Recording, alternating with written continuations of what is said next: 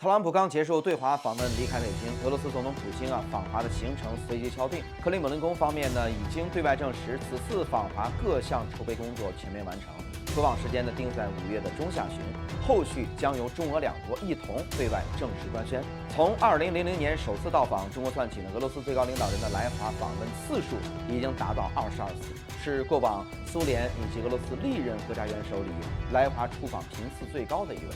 而這次的出訪之所以備受外界高度關注，背後有着多重現實原因。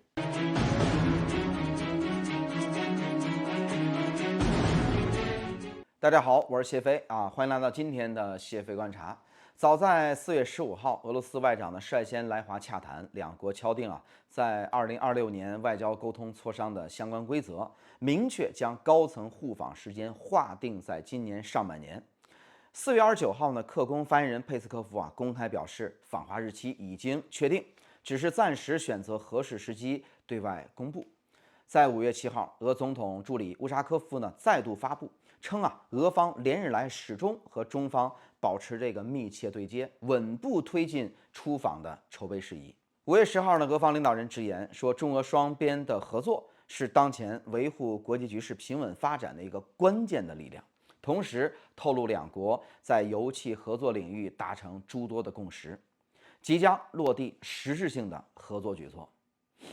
那麼就在這一系列的溝通鋪墊完成之後呢，在5月13號的15號美方領導人呢完成對華的國事訪問，中美元首在北京會面，針對這個經貿往來、半導體產業台海局勢等等諸多的核心議題，深入交換彼此的立场。兩大國的元首訪華行程緊密銜接，幾乎是無縫銜接，也讓此次的俄方訪華的熱度再度的攀升。回顧此前呢22次來華訪問，大多數都是依托固定的契機展開或者是借着我國的承辦國際大型的賽事多邊的峰會以及經貿合作論壇等等活動到訪或者是這個恰逢兩國建交紀念節點舉行會面。不少訪問就偏向這個禮節性的互動，但是此次的出訪應該說是截然不同沒有這種各類的大型國際活動作為依托，是一場純粹的雙邊正式的國事訪問。那緊隨美方訪華腳步這個敲定的行程，其中蘊含的這種戰略導向十分清晰。首先穩固中俄雙邊關係的根基。美方訪華之後呢，這個中美兩國關係步入到全新的一個調整階段。雙方呢，在這個經貿領域釋放出這種緩和相處的信號，這一局勢的變化也讓俄方呢感受到了這個外部的局勢帶來的這種無形的影響。為此俄方提前主動表態，凸顯中俄合作穩固國際大局的這個重要的作用，還計劃借着此次的訪華契機，簽訂全新版本的中俄睦鄰友好合作條約。2001年的這個簽署的圓滿條約呢，今年迎來簽署25周年，同時也是兩國建立這個戰略協作夥伴關係30周年。借着這個重要的時間節點呢，更新條約的內容，以正式文書鎖定雙邊相處準則，就是為了確保無論國際形勢如何變動，中俄既定的戰略合作底線始終不會動搖。其次呢，扭轉俄方在國際外交场合上的這種被動的處境。自俄烏衝突爆發以來，俄方呢这個高層出席各類的國際公開活動的頻次大幅的減少。那麼在23年呢，受相關的國際機構的處罰的影響，俄方高層未能出席 G20 峰會只能委派外長代為參會。那近些年來呢，俄方大多依靠這個上合組織金磚國家合作機制這類多邊的平台維持自身的國際存在感。那麼外交的活動範圍相對受限。如今美方的元首完成对华訪問，俄方呢緊接着開啟這個訪華行程，兩場的重量級的外事活動接連佔據國際輿論的焦點，直觀就展現出中國同步對接全球頂尖大國的這種外交的格局，也向外界證明，是吧？俄羅斯依舊穩居大國外交核心圈層，並未被國際主流外交圈子給邊緣化。再者呢，推進兩國的實打實的這個經貿務實合作。此次訪華的行程裡邊呢，西伯利亞力量的2號天然氣管道項目是雙方洽談的一個重中之重。這條規劃这個途經蒙古國直通我國的這個輸氣管道建成之後，每年呢可輸送天然氣500億立方米。那項目落地後呢，俄罗斯呢对华天然气的输送規模将實現這個大幅的提升。而在這一項目的這個談判當中中方手握充足的這個主動權。一方面，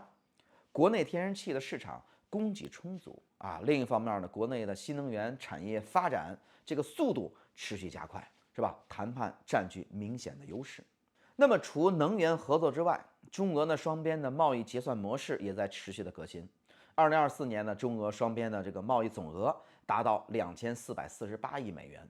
兩國的貿易往來當中呢，超過95%的交易都採用本幣完成結算基本擺脫美元結算體系的束縛。俄方也希望借着此次的高層會面，進一步的推動能源貿易全面實行本幣定價，那麼搭建一個脫離傳統國際支付體系這個專屬跨境金融這個流通的渠道。最後呢，這個此次的訪華還暗藏着俄方布局大範圍外交合作的一個深層的考量。早在上世紀的90年代末，俄方呢就曾提出這個俄中印三方協同發展的外交思路。那麼在02年呢，三方正式開啟外長層級對話交流，搭建起這個初步的溝通機制。只是受當時的俄歐能源的這個合作密切